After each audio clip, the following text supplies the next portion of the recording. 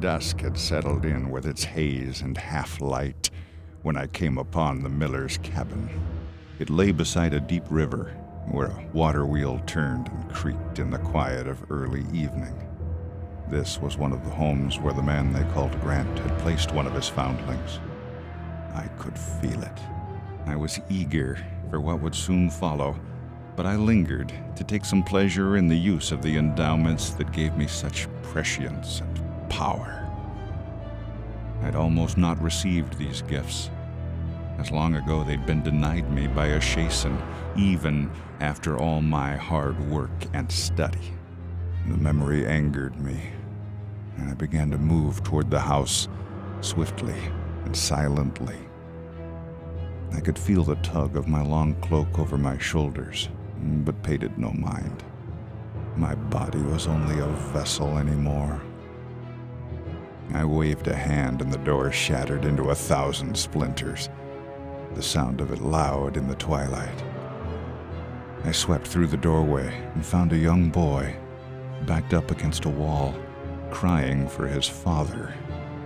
But this child, I realize now, was not Quillicent, not the one I sought. Near me, the child's surrogate mother stood, blocking the way to the youth. She screamed something unintelligible at me. I quickly grabbed her arm and yanked her toward me.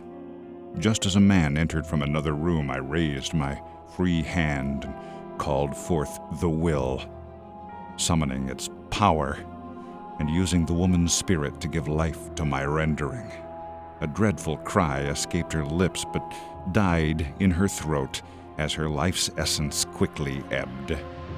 I gathered that essence in my other hand and shot a burst of white fire at the man and boy. The intense blaze consumed them. I then turned my hand on the home itself, funneling the woman's spirit into a great spout of flames. Before the fire could catch me in its maw, I pulled the woman from the house and used the last bit of the life left inside her to direct another spray of fire on the miller's wheel itself. As the flames began to tower skyward into the darkening heavens, she collapsed, desiccated, dead. Mankind so inconsequential, so ill-prepared. How great the tide that would come soon into their world, reclaim what was stolen. And I who had once studied in the company of Shason, by good fortune and fate, had come into the service of Quietus as one of his chosen, his Velle, who render the will to the purpose of restoring balance. And I had been sent to discover what this exiled man Grant was doing with his foundlings. The light of the great flames receded behind me as I turned toward this desert they call the Scar. It was time to meet again with my quiet brethren and call upon the exile himself. Like a shadow, I slid through the night, moving quickly under darkened skies, as though the absence of light made fast my travel. On the morrow, I reached out again, seeking the resonance of others, and quickly took a new direction. Just before dawn of the third day, I came within sight of a tree, white and dead. I spied it over a hillock and sensed new life there. I paused, barely feeling the chill of the air anymore on my wizened skin. No matter, the prize was at hand.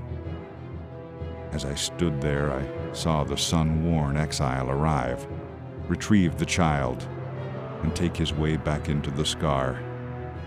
I smiled. I would follow. I would wait and listen, and use the dark arts given me as Velle to find out those secrets this man hid about those bastard children. For the Born had secrets and foundlings of its own.